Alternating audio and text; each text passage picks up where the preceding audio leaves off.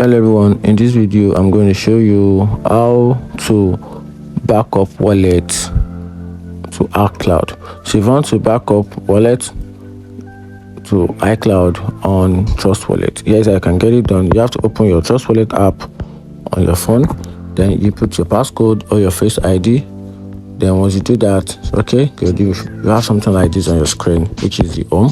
Then you tap on the gear button. Then from there you tap on the wallet. Once you tap on wallet, then you tap on backup manually. Once you tap on it, then you are going to input your passcode or your trust or your Face ID. Then from there you have to tap on the iCloud option, which is the first option, which means you want to automatically back up your wallet with your iCloud. So just tap on verify backup. Then right here you have to input, you have to verify your password. So I'm just going to input the password for my wallet. Good. Then I'll verify the password.